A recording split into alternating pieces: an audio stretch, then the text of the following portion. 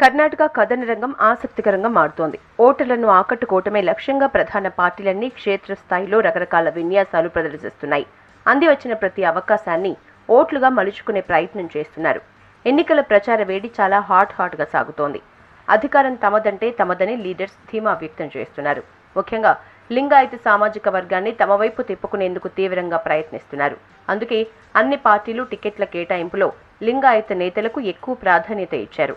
అందరికంటే బీజేపీ ఓ అడుగు ముందుకేసి కర్ణాటకలో అధికారంలోకి వస్తే లింగాయత అభ్యర్థినే సీఎం చేస్తామని ముందుగానే హింటిచ్చింది అధిష్టానం.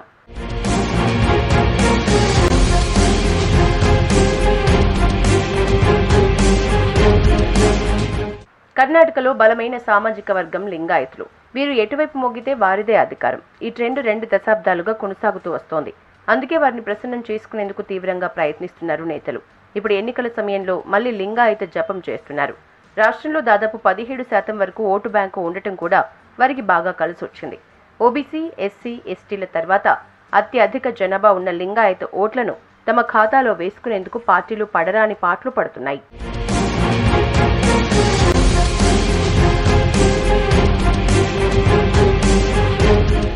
దక్షిణాదిలో ఒక్క కర్ణాటకలోనే బీజేపీ అధికారంలో ఉంది. ఇక్కడ గెలిచి నార్త్లోనే కాదు సౌత్లో కూడా తమకు బలం ఉందని నిరూపించుకునేందుకు ప్రయత్నిస్తోంది. దాని ఎఫెక్ట్ మిగతా రాష్ట్రాలపై ఉంటుందని అంచనా వేస్తోంది. అటు కాంగ్రెస్ కూడా గెలుపు కోసం తీవ్రంగా శ్రమిస్తోంది. ఈ ఎన్నికల్ని 2 పార్టీలు సెమీఫైనల్స్ గా భావిస్తున్నాయి. అటు జేడీఎస్ కూడా సాధ్యమైనన్ని ఎక్కువ స్థానాల్లో గెలిచి కింగ్ మేకర్ గా మారి మళ్లీ కన్నడ రాజకీయాల్లో చక్రం తిప్పాలని ప్లాన్ చేస్తోంది. ఎవరి వ్యూహాలు వారికి ఉన్నా లింగాయత్ల సామాజిక వర్గం ఆశీస్సులు ఉన్నవారికే అధికార పీఠం దక్కే ఛాన్స్ ఉందని రాజకీయ నిపుణులు కూడా అభిప్రాయపడుతున్నారు. ప్రస్తుతం పార్టీపై వ్యతిరేకత, అవినీతి, రిజర్వేషన్ల సవరణలతో పాటు లింగాయత సీఎం అభ్యర్థి అంశం ఎన్నికల్ని ప్రభావితం చేసే జాబితాలో చేరింది. ఇప్పుడు ఇదే అంశంపై పార్టీలు రసవత్తర రాజకీయాన్ని సాగిస్తున్నాయి. ఇటీవల ముగిసిన టికెట్ల కేటాయింపుల్లోనూ అన్ని పార్టీలు లింగాయత అభ్యర్థులకు ఎక్కువ టికెట్లు కేటాయించాయి. 2018లో బీజేపీ లింగాయత్లకు 55 సీట్లు కేటాయిస్తే ఇప్పుడు 69 సీట్లలో అభ్యర్థుల్ని నిలబెట్టింది. అటు కాంగ్రెస్ కూడా గత ఎన్నికల్లో 44 సీట్లు ఇస్తే ఈసారి 46 టికెట్స్ కేటాయించింది. అంటే 2018 ఎన్నికల్లో కంటే 2023 ఎలక్షన్స్లో 2 సీట్లు ఎక్కువ ఇచ్చింది. ఇక జేడీఎస్ విషయానికొస్తే 2018లో 30 సీట్లు కేటాయిస్తే ఇప్పుడు 41 మంది లింగాయత అభ్యర్థులకు టికెట్స్ ఇచ్చింది. 3 పార్టీలు ప్రధానంగా లింగాయత సామాజిక వర్గాన్ని నమ్ముకున్నారు. మరి వీరి ఆశీస్సులు ఎవరిపై ఉంటాయనేది సర్వత్రా ఉత్కంఠ నెలకొంది.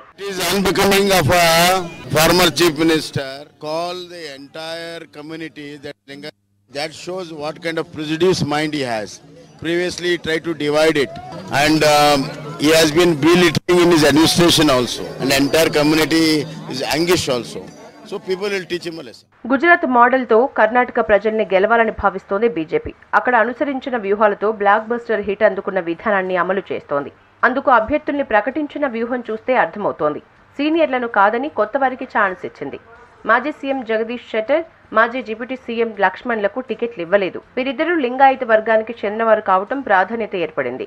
పార్టీ కోసం కష్టపడిన వారిని కాదని కొత్త వారికి టికెట్స్ కేటాయించడంపై ఆగ్రహం వ్యక్తం చేశారు.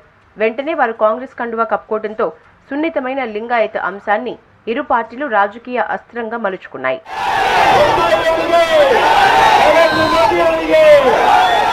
కాంగ్రెస్ లో చేరిన రోజే జగదీష్ షెట్టర్ బీజేపీ ఆరోపణలు చేశారు. లింగాయత నేతల్ని ఉద్దేశపూర్వకంగా నిర్లక్ష్యం చేస్తున్నారని ఆరోపించారు. లక్ష్మణ సవది కూడా అవే ఆరోపణలు చేయడంతో దాన్ని క్యాష్ చేసుకునేందుకు కాంగ్రెస్ ప్రచారం ప్రారంభించింది. మాజీ సీఎం యడ్యూరప్ప బలవంతపు రాజీనామా ఉదంతాన్ని తెరపైకి తీసుకొచ్చి లబ్ధి పొందేందుకు ప్రయత్నించింది. వెంటనే తేరుకున్న బీజేపీ నష్ట నివారణ చర్యలు చేపట్టింది.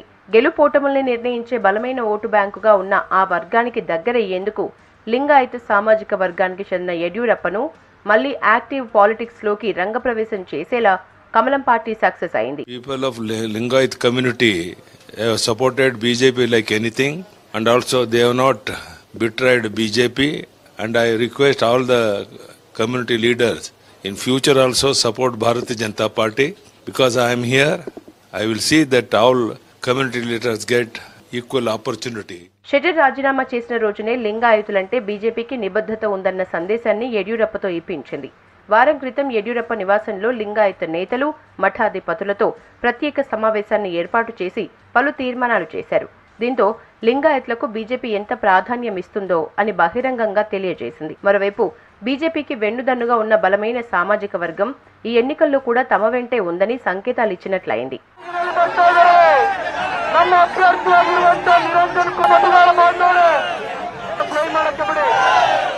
ఇటీవల ఎన్నికల ప్రచారంలో భాగంగా కర్ణాటక కాంగ్రెస్ మాజీ సీఎం సిద్ధరామయ్య చేసిన వ్యాఖ్యలు రాష్ట్రంలో పెను దుమారం రేపాయి. దీన్ని బీజేపీ బాగా క్యాష్ చేసుకునేందుకు ప్రయత్నించింది. లింగాయత్ ముఖ్యమంత్రులంతా అవినీతి పరులని వ్యాఖ్యలు చేయడంతో బీజేపీ తీవ్ర స్థాయిలో విమర్శలు చేసింది. సిద్ధరామయ్య చేసిన వ్యాఖ్యల్ని బీజేపీ సోషల్ మీడియాలో బాగా వైరల్ చేసింది. కాంగ్రెస్లోని లింగాయత్ నేతలంతా సిద్ధరామయ్య వ్యాఖ్యల్ని పార్టీలకు అతీతంగా ఖండించాలన్నారు బీజేపీ అధ్యక్షుడు నళిన్ కుమార్ కటీల్. పరిస్థితి చేయి దాటిపోకముందే దిద్దుబాటు చర్యలకు దిగింది కాంగ్రెస్. తన వ్యాఖ్యల్ని వక్రీకరించారని, లింగాయత్ నేతలంతా అవినీతి పరులని తాను మాట్లాడలేదని మాట మార్చారు సిద్ధరామయ్య. గతంలో ముఖ్యమంత్రులుగా పనిచేసిన నిజలింగప్ప, వీరేంద్ర పాటిల్, జేహెచ్ పటేల్ తదితరులంతా లింగాయత వర్గానికే వన్నె తెచ్చిన వారని చెప్పారు. ప్రస్తుత ముఖ్యమంత్రి బొమ్మై అవినీతి పరుడన్న ఉద్దేశంతో ఆ వ్యాఖ్యలు చేశారని వివరణ ఇచ్చారు. జాతీయ పార్టీల మధ్య లింగాయత సీఎం అభ్యర్థి ప్రకటనపై సవాళ్లు ప్రతి సవాళ్లు మొదలయ్యాయి. కాంగ్రెస్, బీజేపీ నేతలు లింగాయత్ల ఓట్లను తమ ఖాతాలో వేసుకునేందుకు తీవ్రంగా ప్రయత్నిస్తున్నారు. ఇటీవల ఎన్నికల ప్రచారంలో పాల్గొన్న అమిత్ షా కర్ణాటకలో బీజేపీ మళ్లీ అధికారంలోకి వచ్చాక అనివార్యమైతే లింగాయత్ నేతనే సీఎం చేయనున్నట్లు ప్రకటించారు. పార్టీలో లింగాయత్లకు ఉన్న ప్రాధాన్యతను చెప్పారు. మరోవైపు తమ పార్టీ అధికారంలోకి వస్తే లింగాయత్ నేత సీఎం కావటం బహిరంగ సత్యమే కదా అని బీజేపీ ప్రధాన కార్యదర్శి అరుణ్ సింగ్ చేసిన వ్యాఖ్యలు ఆ పార్టీ విధానాన్ని బహిరంగంగానే బయటపెట్టినట్లయింది. బీజేపీ మంత్రులైతే మరింత ముందుకు వెళ్లి తమ పార్టీ లింగాయత్ అభ్యర్థిని సీఎం చేయటం తథ్యం. ధైర్యం ఉంటే కాంగ్రెస్ ఆ ప్రకటన చేయాలని సవాల్ విసిరారు.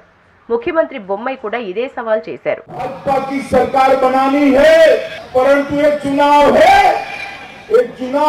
कर्नाटक के भविष्य को बदलने का, कर्नाटक की जनता को मोदी जी के विकास के रास्ते पर ले जाने।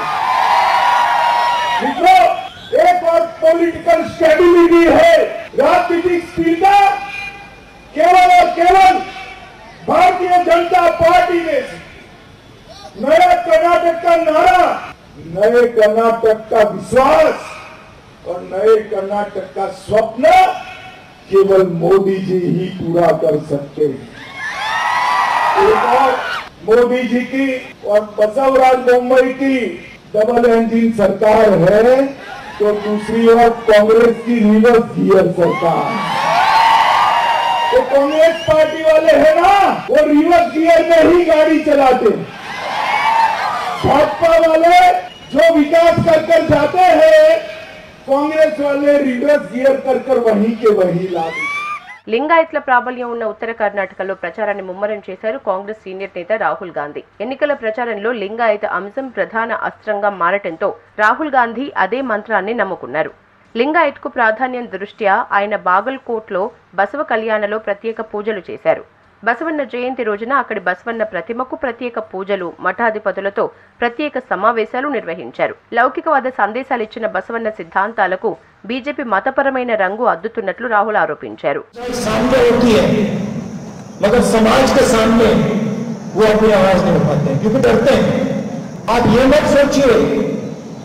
कि समाज के सामने सच्चाई बोलना आसान है, आज हम उनके सामने फूल रख रहे हैं, मगर जब ये जिंदा थे इन पर आक्रमण हुआ होगा, मगर ये पीछे नहीं हटे, सच्चाई का रास्ता इन्होंने नहीं छोड़ा। आज समाज की जो गलतियां हैं, कमियां हैं, जो उनके बारे में सच्चाई नहीं बोलता है, जो डर जाता है, उसके सामने फूल कोई नहीं लगता है। डर जाएंगे, घबरा जाएंगे, मगर 300-400 साल बाद फूल कभी नहीं रखे। కర్ణాటకలో మొత్తం 224 స్థానాలు ఉన్నాయి. Majority mark 113. మొత్తం కర్ణాటక జనాభాలో లింగాయత్లు 17%, ఒక్కలిగాలు 15%, ఓబీసీలు 35%, ఎస్సీ ఎస్టీలు 18%, ముస్లింలు 12.92%, బ్రాహ్మణులు 3% ఓటు బ్యాంకుగా ఉన్నారు. వారిలో లింగాయత్లు రాజకీయంగా ఆధిపత్య కమ్యూనిటీ. కర్ణాటకలోని దాదాపు 100 సీట్ల భవితవ్యాన్ని నిర్ణయించడంలో ప్రధాన పాత్ర పోషిస్తారు. ప్రస్తుత కర్ణాటక అసెంబ్లీలో అధికార బీజేపీకి చెందిన 37 మందితో సహా 54 మంది లింగాయత్ ఎమ్మెల్యేలు ఉన్నారు. 1952 నుంచి రాష్ట్రానికి చెందిన 23 మంది ముఖ్యమంత్రుల్లో 10 మంది లింగాయత్లు ఉన్నారు. బీజేపీ అగ్రనేత యడ్యూరప్ప కూడా అదే లింగాయత్ వర్గానికి చెందినవారే. వచ్చే నెల 10న జరగనున్న కర్ణాటక అసెంబ్లీ ఎన్నికల్లో గెలుపు కోసం ఎవరి ఈక్వేషన్స్ వారికి ఉన్నాయి. మరి కన్నడ పోరులో లింగాయతులు ఎవరి వైపు ఉంటారు అనేది ఇంకొన్ని రోజుల్లో తెలిసిపోనుంది.